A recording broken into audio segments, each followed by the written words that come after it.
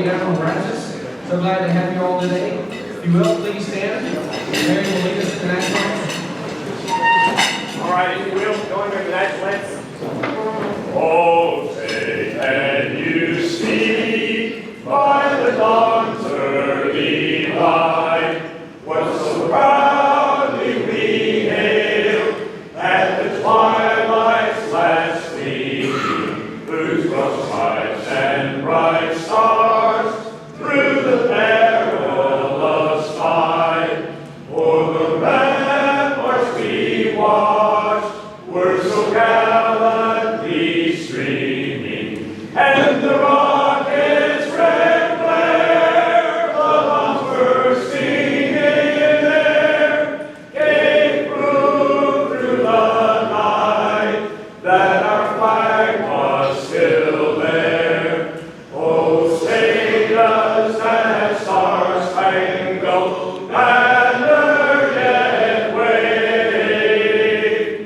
o'er the land of the free and the home of the brave? I pledge allegiance to the flag of the United States of America and to the republic for which it stands, one nation under God, indivisible, with liberty and justice for all.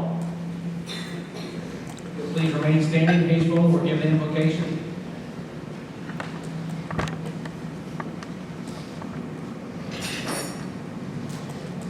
A few years ago, my wife Roseanne and I had an opportunity to track some good.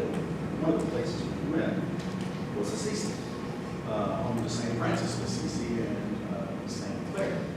And that was a special place, and I wanted to share with you today prayer tribute to St. Francis. So if you would please bow your heads. Lord, make us instruments of your peace. Where there is hatred, let us sow love. Where there is injury, pardon. Where there is discord, union. Where there is doubt, faith. Where there is despair, hope. Where there is darkness, light. Where there is sadness, joy. Grant that we may not so much seek to be consoled as to console. To be understood as to understand. To be loved as to love. For it is in giving that we receive, it is in pardoning that we are pardoned, and it is in dying that we are born to eternal life. Bless this food of our use and as to thy service in face. Keep us ever mindful of the needs and wants of others. Amen.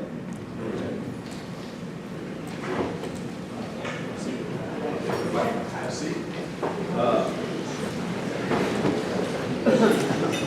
Introduce our guests, Rotarians.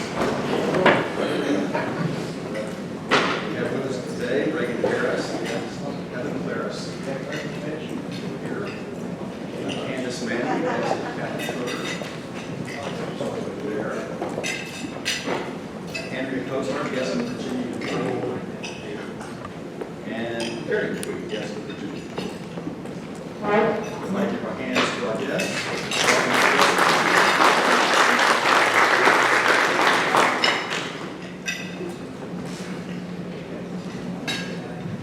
Thank you, Hayes.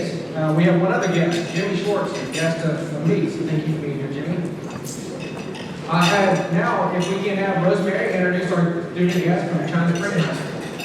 Thank you, Tyler. I think we're going to do it from over here today. So we have student guests today from China Spring High School. This is not on.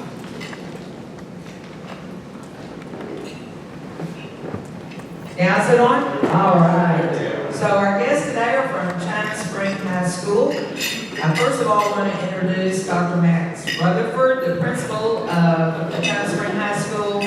Along with him, Haley Rambo, the associate principal. I can tell you that Dr. Rutherford is the first principal to get us an application in when we sent out the notice for the Youth Citizenship Awards, and they have a finalist this year who's going off to school, just got in contact with us on where we need to send their award. Today we have Hadley Phillips. Hadley, if you'll come up here. Her parents, Jason and Jennifer Phillips, are with her today. Hadley runs cross-country, track, field, and National Honor Society member, peer assistance and leadership, a member of Highland Baptist Church, in the student ministry, China Spring Cares volunteer, and many other. I don't have, she has time for everything. I'm going to let Hadley tell you her future plans. Okay, I will be headed to Abilene Christian University in the fall to run cross country and track, as well as study kinesiology at Commerce College.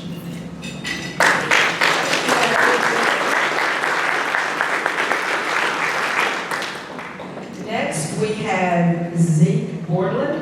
Zeke, when you want to come out? His parents are here today, Chris and Jill Borland. Now, Zeke is in the theater, the one-act play, and the fall productions. He's in the band, both the marching band and the concert band and the choir, so I think he's kind of talented when it comes to musical abilities. He's also a active member of his church, and he's going to tell us what his future plans are. I plan to go to A&M and go into the honors engineering program for aerospace, and then after that go into a job in that field.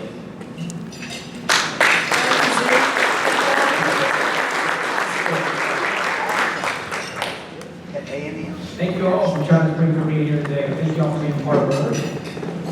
Last meeting we had 54 Rotarians and 58 lunches paid for. I want to kind of give you an update on where we stand. I want to remind you that our minimum is 65, so we have 185 members in our club, so it shouldn't be that hard for us to get 65 members, and today it looks like we're going to be over that due to our great program. So don't forget to scan your badges when you come in, please. That's the way we're taking attendance, so make sure you get scanned in.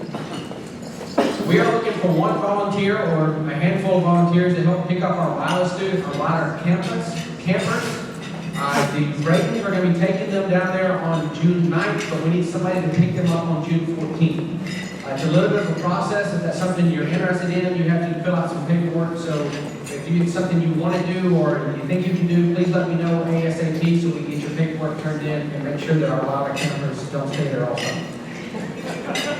Okay, now we have some really exciting news for you.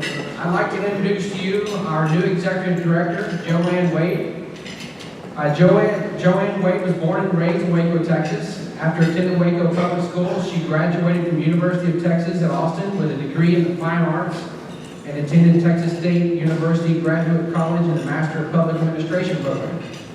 She worked for the Texas Association of Community Health Centers for several years before serving as box office manager at Ballet Austin. Since returning to Waco in 2002, she has held numerous volunteer positions, including with the American Cancer Society, Prosper Waco, YMCA Medical Advisory Board, National Charity League, Festival on the Nebraska, Young Men's Service League, Cameron Park Zoo, St. Paul's Episcopal Church, Altar Guild, the Waco Symphony. That makes me tired just thinking about all those things. And she served 8 years as event coordinator in the Concerto Circle for Waco Symphony. She has served on the board of directors for the Historic Waco Foundation, the WISD Education Foundation, and Big Brothers Big Sisters, which she has also mentored as a big family.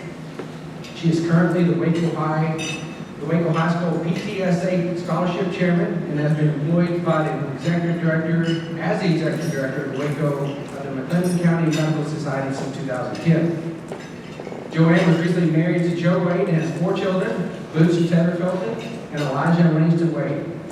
Please help me in welcoming Joanne to Rotary Waco. We're so excited to have her.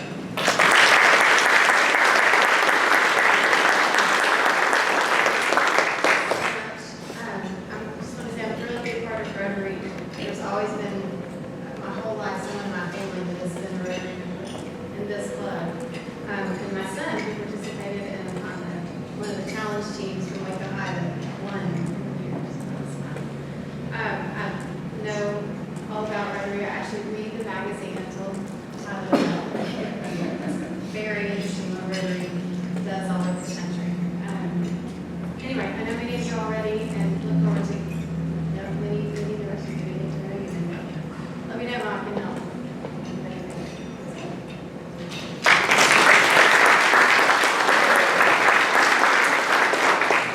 Thank you, Joanne. We're so excited to have you. All right, now it is my great pleasure to introduce to you Dr. John Neilson-Gammon.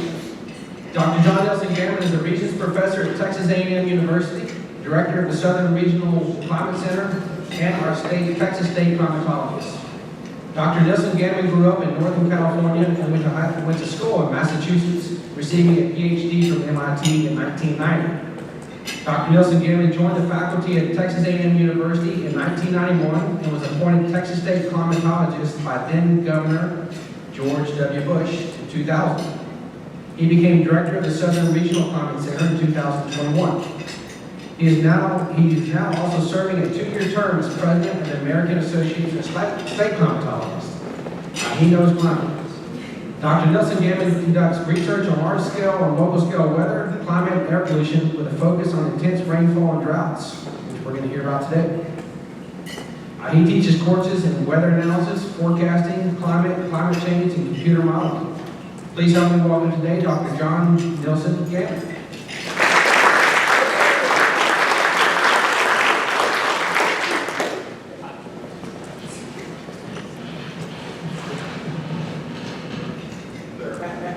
Thank you. My pleasure to be here, especially after it rains. People are more eager to hear from me when it doesn't rain, but they tend to be in a worse mood. So I appreciate what's been going on here recently. So I'm going to talk to you about drought focused on the Waco area. And I've got an outline of my talk here. Not a very complicated outline. See what's been going on recently. And then what it looks like for the next few months, maybe for the next year, and then talk about the longer term issue. So this is drought in Texas right now. It's basically some places doing great. East Texas has been fairly wet. Other places pretty bad. Right now it looks like most of the winter wheat crop in the Panhandle is going to fail. Area around Waco, North Central Texas has been sort of on the dividing line between wet and dry for the most part. That's basically, hopefully, looking at the tail end of what's amounted to a 2-year drought for the region. I want to take you through what's been happening as far as rainfall in Waco over the past 2 years. So this is from November 2021 to this is from May of 2021 to May of 2022. And back in 2021, we had a nice wet spring, nice wet summer. And then right around November, we were, had been about 10 inches above normal for that period, and then it sort of stopped raining. And the green line is the actual rainfall, and the brown line is the normal amount. So unfortunately, those lines cross again toward the end of this 12-month period. So let's slide this over a bit. Look at November 2021 to November 2022. And we went from basically close to 10 inches above normal to 10 inches below normal in that period. The rainfall ranking, I'll show you in a minute, but it's basically historic drought conditions. So now let's slide it over a bit more and look at what the past 12 months have been. And since November of this past year, it's been running fairly close to normal. The green line has been parallel to the normal brown line, which means that we've been having normal rainfall, but it hasn't been enough to recover from the drought. It sort of matters what type of drought you're talking about. That's the thing I'll come back to later. But having normal rainfall for the past 6 months has been great for agricultural interests. Pastures are doing good. Corn is looking great out in the fields. We're growing up here. But it doesn't really provide for long-term drought relief for the things that require a longer period of time to recover, such as water supplies. For example, down south of Colorado River, the water supply for Austin and much of central Texas, they've actually had their driest January through April on record in terms of amount of water going into the highways. The Brazos River is doing a little bit better, but to get substantial runoff, substantial stream flow, basically you want two things to happen. You need a flood, which is not a good way of doing it, but it will produce a lot of runoff, or you need to get decent amounts of rain over a long enough period of time so that the soil has plenty of water and it's gone to the water table and additional rain can provide more runoff. So at this point we're sort of on the track for that, but until we get a couple of months of above normal rainfall, I don't think we're really going to see substantial recovery in stream flow. Mentioned the historical conditions as far as the driest 12-month periods on record. Compiled the top 8 here. October, the 12 months ending October 2022 ranks number 6 on this list. And most of these are pretty important droughts. 1917 was a major drought across the entire state of Texas. 1925 was not so big in West Texas, but it was like the worst drought on record for much of the eastern half of the state. Then you've got 1954 and 1956 popping up, which were part of the 1950s drought. And then some more recent ones, which unfortunately have targeted Waco pretty hard. 2011 hit the whole state, of course, but 2018 was sort of almost a Waco bullseye with lack of rainfall here, where other parts of the state were doing fairly well. So the dryness that we had in 2022 during this year is partly attributable to something that we call La Nina. La Nina is a term for unusually cold temperatures in the tropical Pacific. This is a map of the departures from normal in the tropical Pacific for the last 6 La Nina years, not counting this past one.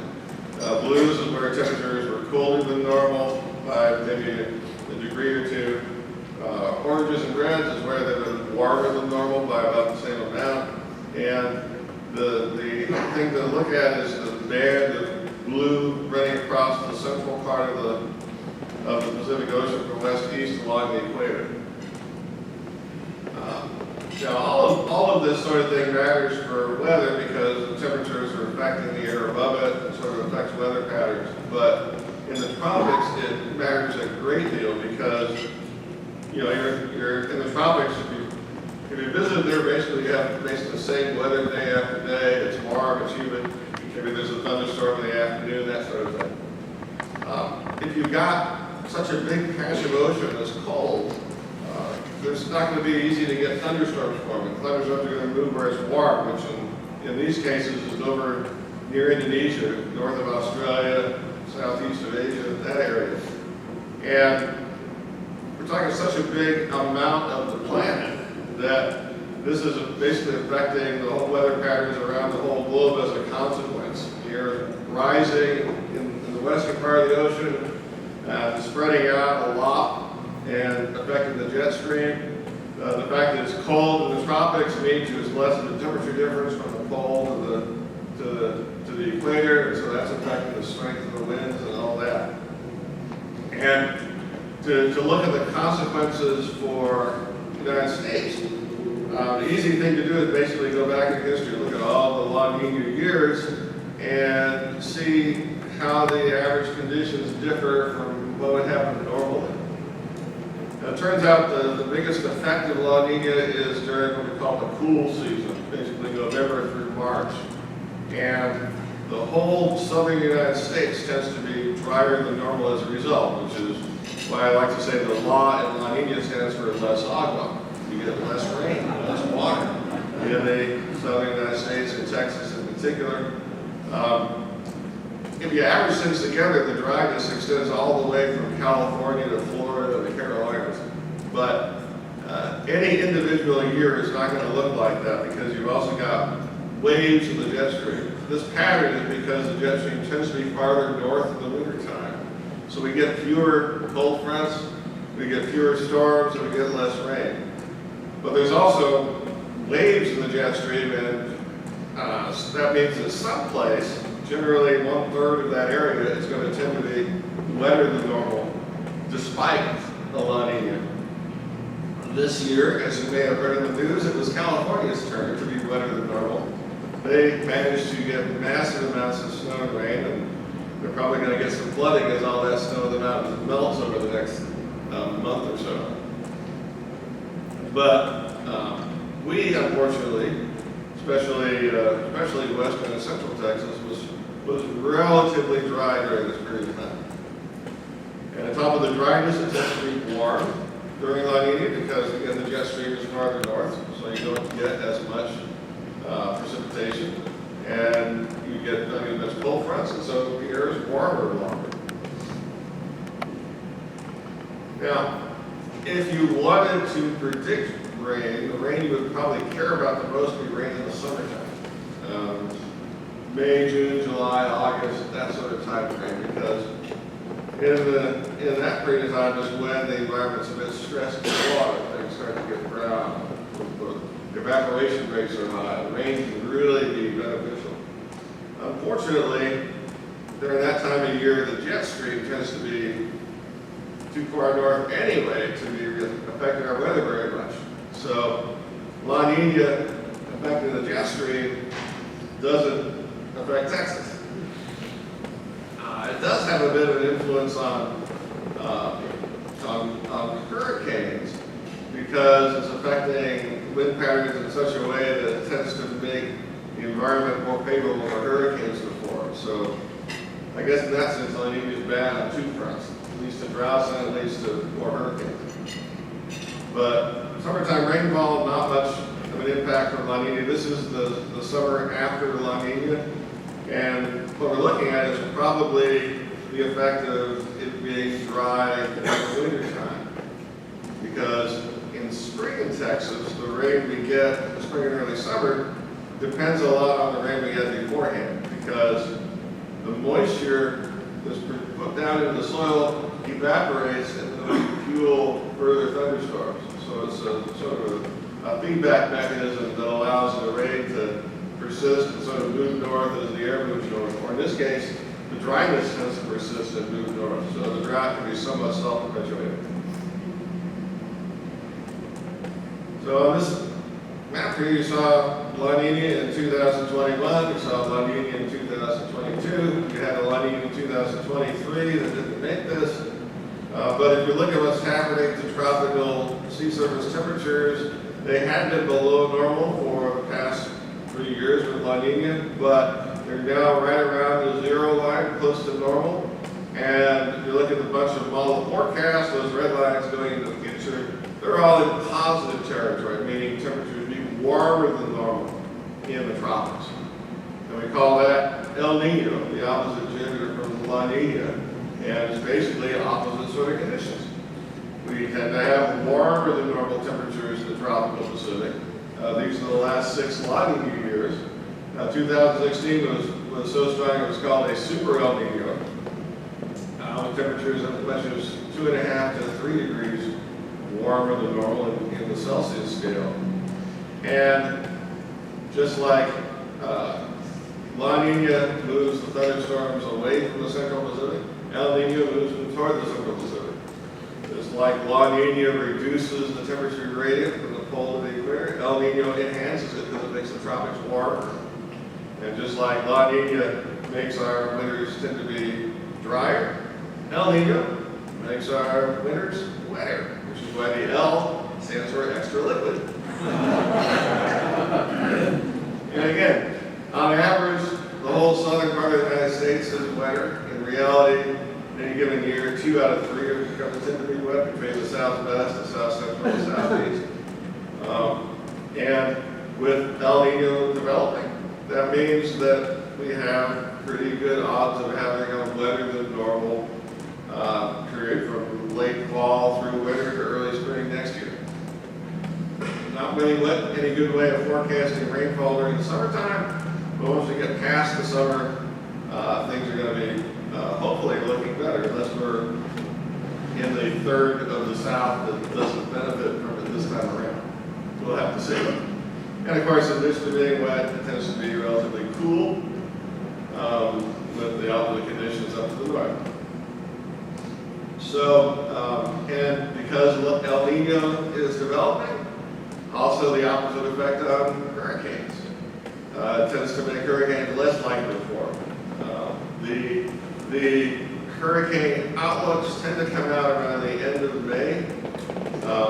And so I can predict what the outlook is going to predict. I predict the outlook is going to say near normal hurricane season, because we got El Nino, which reduces them, but we have a fairly warm Atlantic and a fairly warm Gulf of Mexico, which favors hurricanes. I think those two effects are hopefully going to basically cancel each other out. One thing I worry about, Gulf of Mexico is pretty warm right now. It's a couple of degrees warmer than normal. And June, it's not unheard of to get a hurricane development in the Gulf of Mexico, but people aren't really ready for it. Hopefully that won't happen this time around, but it's always a possibility. Okay, so that gets us to about a year in the future. To go farther than that, we have to talk about not changes in weather so much as changes in climate. And the way that, I mean, if you follow the news on climate, you tend to just hear about climate model projections and model this and model that. The science gets done a bit differently from what you hear in the news, because first off, there's sort of three different lines of evidence that are independent that we look to see if they're aligned. If they're not aligned, then there's low confidence in what's going to happen. If they are aligned, we can have fairly high confidence. And with drought, it's sort of a mixed bag. Different factors have different levels of confidence associated with them. So the three factors here is that are clear historical trends. We see a change in history. Are things actually different now than they used to be? If that's your only evidence, well, maybe things are going to cycle back the other way. Who knows?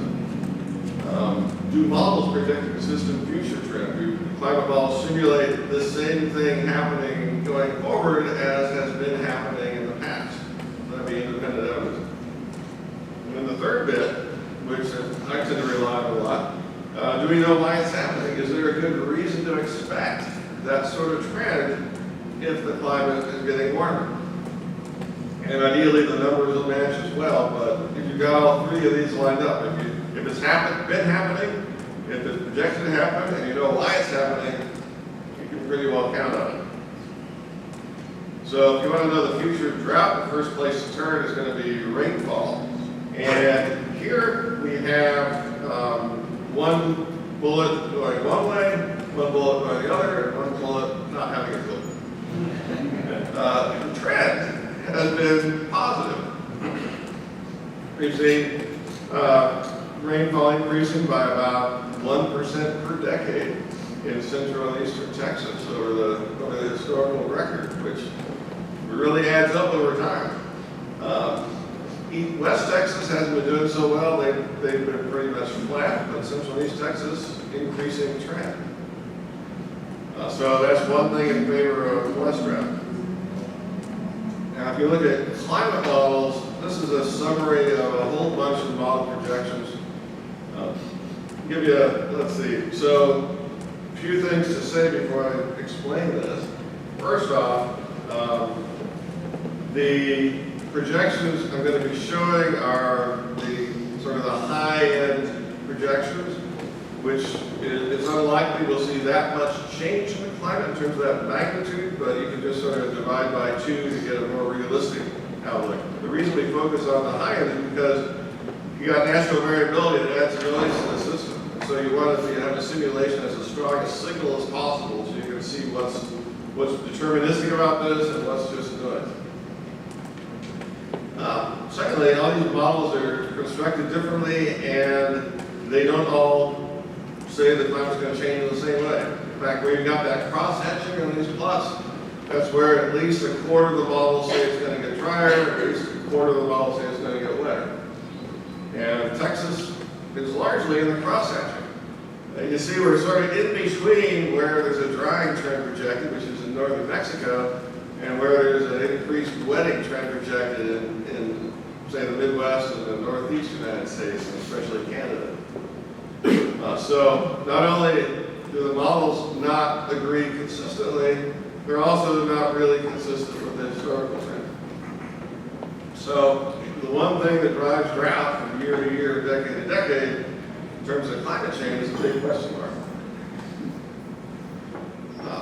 Now, one manifestation of drought is in the dryness of the soil. That's how drought affects agriculture. And perhaps oddly, given what I just showed, the climate models are pretty darn consistent in predicting increased drying in the soil going forward by 1 or 2% per decade in Texas. So how can it be that we're expected to have about the same amount of rainfall, but yet the same model simulation saying soil's going to dry out? Well, there's two main reasons for that. One is temperature. Global warming means warmer temperatures, and the red line on here is the average temperature in Texas. The other lines are observations and simulations of global temperature. And Texas is a bit noisier because you focus on a small portion of the globe, so things don't average out. But the basic trend is there. Since the 1970s, we've been warming at a pace about 1.5 times the rate of the globe as a whole. Projection going forward is probably not quite that rapid, maybe 20% more faster than the globe as a whole.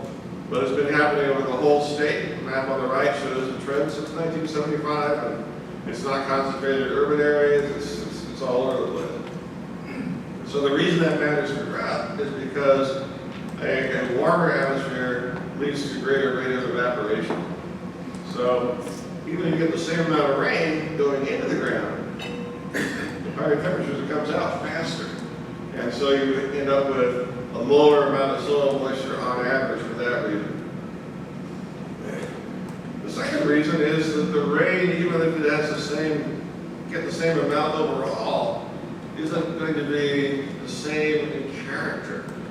In particular, intense rain is forecast to become more intense. And this like temperature is something that's consistent with the historical record, consistent in climate models, and we have a physical understanding of why, because warmer atmosphere can hold more water vapor. Same reason warmer temperatures lead to greater evaporation. And the reason warmer temperatures can lead to more intense rainfall as all that water comes back out. And this is the work that we did just recently, looking at rainfall trends and extremes over the south, central, and southeast United States. So you may know this as the 100-year rainfall amount or something like that. Basically the amount that you'd expect to see on the wettest day of the century. And the trend across most of the South is an increase. To get climate change, you basically average out the trend over that whole region because climate change isn't so specific as to target Houston specifically. But the overall trend actually comes out to about a 16% increase in the intensity of very heavy rainfall over the past 40 years or so.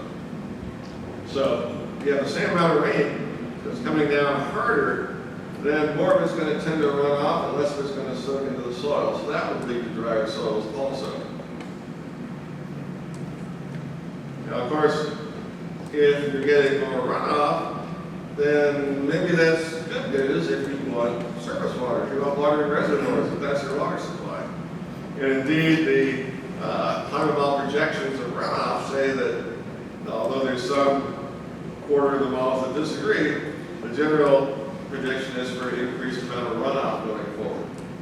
So, same amount of water, but it's behaving differently. Essentially, we have this trend for things to become drier because temperatures are becoming warmer. We have this trend for things to become drier because rain may be more erratic from month to month and season to season because it's more concentrated. On the wetting side, the thing that would reduce the intensity of drought is actually plants are becoming more efficient at using water. That's a direct effect of carbon dioxide in the atmosphere. The same stomata that lose water from the plant are taking in carbon dioxide from the atmosphere, and that's the material for plants to grow. So they actually are able to get by with less moisture in the soil. Now the third section, unclear. It's unclear for a variety of reasons. First, I've shown you how it's unclear what's going to happen to rainfall. It might continue with an upward trend. The trend might flatten out and reverse itself. It's not possible to tell. That could be the deciding factor when things end up drier or wetter. More plants. Well, if plants are more efficient with water, maybe they'll grow more vigorously, and that'll sort of cancel out the efficiency thing. They'll still be using as much water, just using it to support more plant growth, which is actually probably fine for agriculture because you get greater yield. And then that third bullet, rain more intense. And the reason that's unclear in terms of its impact on drought is because it depends on what type of drought you're talking about. If you're talking about agriculture drought, it's the soil moisture that matters. And in that situation, intense rainfall is bad. You like to have rain that's slow and steady, soaking into the soil, not causing erosion. And unfortunately, the trend is the opposite direction for that. By the way, in terms of soil moisture, we've got the physical understanding that I've explained to you. We've got climate projectors. We don't have historical trends. We don't have good soil moisture data going back several decades, so we can't actually detect a trend at this point. If there is a trend, it's perhaps starting to emerge in the Oklahoma Mesonet data, which goes back about 30 years or so. But Texas doesn't have that same sort of data set. Conversely, if your drought is surface water, reservoirs, and so forth, then maybe the situation is not so bleak with the projection of increased runoff. But got to give a couple of warnings about that. First warning is, you see the cross-hatching across Texas. It says that a quarter of the models disagree with that and say it might get drier. And part of the reason for that is if you drill down into exactly how runoff changes, the projections basically say that average runoff, typical runoff during a typical month will actually decline, but runoff during the heaviest months, the greatest runoff, the flood events will increase. And that's not how you'd like it to happen. You'd like it to be more evenly spread out. So this is like runoff increasing in the worst way possible by having a runoff high, even higher when it's already high, and being even lower when it's already low. So that may mean having to allow for more flood control, more reservoir operations, and thereby less water supply at the end after all. Plus you have to worry about water evaporating from the reservoir with the higher temperature.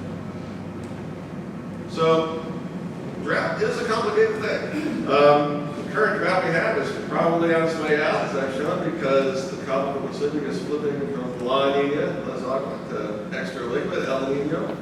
And once we get past the summer, things should improve. I can't say what's going to happen during the summer because it's really unpredictable. But future droughts, can't say that they're definitely going to be worse or definitely better. But it's clear that it'll develop faster because of the more erratic rainfall and the higher temperatures. So in that sense, future droughts will be different than present day droughts. So that's what I've got prepared for you. If you haven't answered any questions yet. Yes, sir. So this may be more like meteorology, but the seeping clouds and desalination, is that a possible solution to water woes? Yeah, cloud seeding is actually fairly common in Texas, mainly western and west central Texas. And it's hard to get good, inclusive data on the effect, but in circumstances where we do have data, it seems to increase rainfall by a little bit, a few percent. At least where it happens. That may be removing water from the atmosphere that would have produced rain somewhere downstream. So as long as you're near the front of the chain, you're probably beneficial. You may have to make up ground at the other end. But when you're the trouble is, of course, it's sort of a multiplying effect. If you we've got rain, it'll make more rain. So it produces the maximum amount of rain that we already have plenty of. Yes, sir. Would you elaborate a little more on the aquifer system around Waco and the use of well water versus just surface water?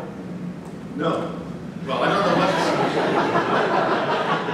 But, so the difference between at least how climate change will be affecting well water versus surface water is that for aquifer replenishment, it's going through the soil basically. So the decrease in soil moisture that we see in the projections would imply a decrease in recharge rates for aquifers. And that's happening presumably at the same time that water demand is increasing due to increased population. So I expect the stress on aquifers to be greater than the stress on surface water, but I'm not the person to talk to for details on that. Yes? North America is only a blip in the Earth's land.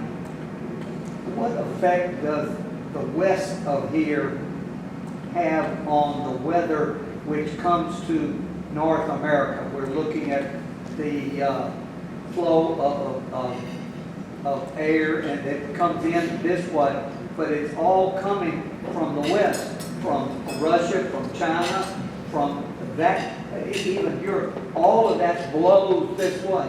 What effect does all of that do to the air that comes in to North America? As far as first I'll talk about what's in the air, and then I'll talk about the weather. So we are able certainly to detect air pollution, especially on the west coast of the United States. It's coming from China and Russia. Fortunately, because it has such a long distance to travel, a lot of it gets removed from the atmosphere on the way through rainfall. So it's not as bad as if we were directly downwind from them. In terms of the impact on weather patterns, that's mainly through pollution affecting cloud formation, affecting rainfall in the Pacific, which then sort of has a knock-on effect downstream. And I don't think it's had much of a systematic impact. I'm trying to think of whether I've seen these studies that have shown much direct influence on our weather systematically. But it does have the potential to impact our weather. Totally, I have time for one more question. Yes? Do you think there's any hope in the future of somehow extracting the salt from ocean water? So the question about desalination. First off, desalination, removing salt from ocean water, we have the technology to do that now. The only problem is that it's expensive to do it, it takes energy, and so forth. And the amount of effort required proportionally the amount of salt in it. So at least especially for a place like Waco, before we go into trying to tap into ocean water, there's lots of underground water that is what we call brackish water that has some mineral content in it. It's nowhere near as salty as the ocean, but it's still not palatable to drink. But it would be much more cost effective to tap into that sort of resource. And in fact, El Paso has one of the largest inland desalination plants in the world right now. And using that as basically a backup water resource because the Rio Grande is not very reliable these days. All right, thanks again.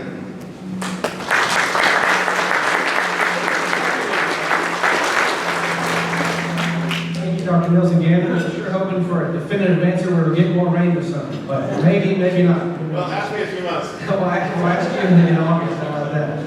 I want to thank you again for being here. Thank you, PJ, for coming, Dr. Neilson-Gammon. A couple other quick things. I want to re-welcome our student guests and contingent from China Spring High School. Thank you all for being here today. Our next meeting is 2 weeks from today in this room, May 16th. Our program will be the Rotary Challenge. I know Sabrina's got some great stuff to present about that. It's going to be fun for us to watch that final episode. I want to thank Austin and Dylan Smith and Ken Surrey for working the registration table.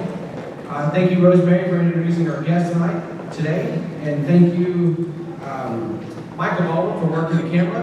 And one other one, I saw Aaron Bronstein walk out. I want to say thank you to Aaron Bronstein. Aaron's the one that kind of got us connected with Joanne Wade. So we are so excited to have Joanne. I wanted to thank Aaron before he left for making that connection.